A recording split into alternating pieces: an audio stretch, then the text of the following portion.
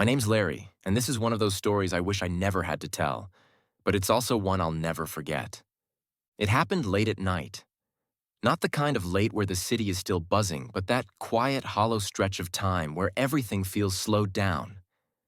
The streets were mostly empty, the air cool enough to sting a little when you breathed it in. I had just left the dispensary and was walking home, hood up, hands in my pockets, letting my thoughts drift without really focusing on anything. It should have been an ordinary walk. I'd done it plenty of times before. Same route, same turns, same familiar landmarks. But that night, something small changed. I decided to take a shortcut.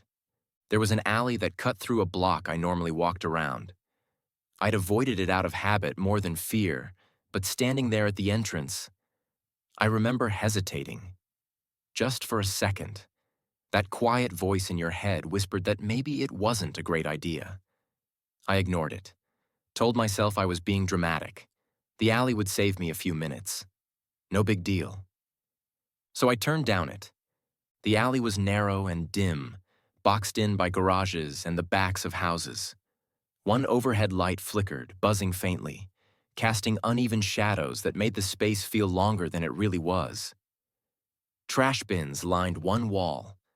The concrete under my feet looked damp, like it hadn't fully dried from earlier in the day. About halfway through, I noticed a garage on my left that stood out immediately. It wasn't lit like the others.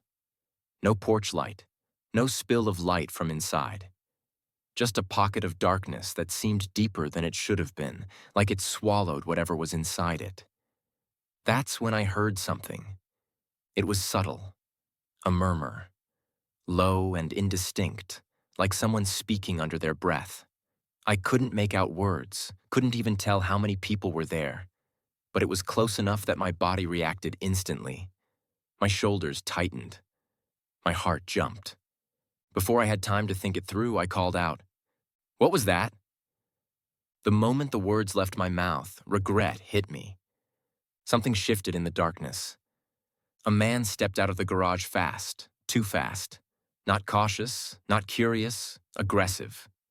He closed the distance between us almost immediately, fists clenched, posture squared up like he'd already decided this was a confrontation. "What's that, boy?" he yelled. "You want to fight or what?" He was right in my face now, and I could feel the heat coming off him. He was bald, completely shaved, and thin but solid, like his body was all tension. Tattoos covered his arms, dark ink twisting over his skin, and on his cheek was a teardrop tattoo that sent a jolt straight through my stomach.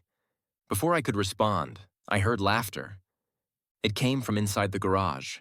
Not just one person, at least two, maybe more. I couldn't see them at all, but I could hear them clearly now. Loud, uncontrolled laughter, like this was a show they'd seen before. That's when panic really set in. I realized I wasn't dealing with one guy.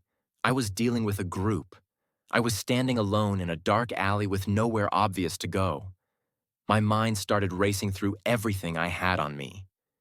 About $1,000 in cash in my wallet, money I'd been meaning to deposit for days, the stuff I'd just bought from the dispensary. Suddenly, all of it felt like a target. The man leaned closer. He sniffed, not subtly, like he was trying to confirm something. "Why you smell like weed?" he said. "You got weed on you?" I didn't answer. My throat locked up. My heart was pounding so hard I could feel it in my neck. I tried to stay calm, tried to think of something neutral to say, something that might cool him down, something that would let me back away without making things worse. I started to speak. I never got the chance. The punch came out of nowhere. One second he was yelling, the next there was a sharp, sickening crack in my mouth that felt like my skull had split. Pain exploded instantly. I tasted blood. My legs gave out beneath me. Then everything went black. When I came to, I was on the ground staring up at that flickering alley light. The world felt distant and tilted, like I was underwater. My mouth felt wrong, loose, broken, not lined up the way it should have been. When I tried to move my jaw, Pain shot through my head so violently it made me nauseous. The days that followed blurred together. Ambulance lights, hospital ceilings, doctors explaining things slowly while I struggled to understand through swelling and blood. My jaw was broken badly enough that surgery was unavoidable. Plates, wires, a recovery process that stretched on far longer than I expected. And then there were the police. I told them everything I could remember. The alley, the garage, the man's face, the tattoos, the teardrop. I walked them back to the spot where it happened, pointing out the exact garage. They knocked on doors, talked to the people who lived there. The residents denied everything, said they didn't know anyone like that, claimed they'd never seen those men before. They showed me photos, lineups, faces that almost fit but didn't quite. I picked wrong more than once, and each mistake felt heavy. I started to worry that this would fade into paperwork and silence, that the guy who broke my jaw would never be found. Then someone checked a neighboring house. The neighbor had a security camera. It wasn't aimed perfectly, just enough. Enough to catch part of the alley, enough to see the garage, enough to see me walking, enough to see the man step out and swing. Watching that footage was like reliving it all over again. There he was, clear as day. The same face. The same moment where everything changed. That's when they told me his name. Julio Bustillos. He already had a warrant out for his arrest. Once the footage surfaced, it didn't take long. He was arrested, charged, and eventually sentenced to 6 years in prison. 6 years. People ask me if that feels like justice. I never really know how to answer. It doesn't fix my jaw.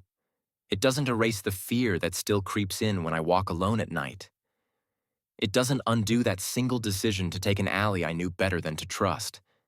But it taught me something. I learned how fast things can change, how a normal night can turn into something you carry with you forever. I learned to listen to that quiet voice that tells you when something isn't right. And I learned that surviving something like this leaves marks you don't always see, but you feel them every day. Thanks for listening, guys.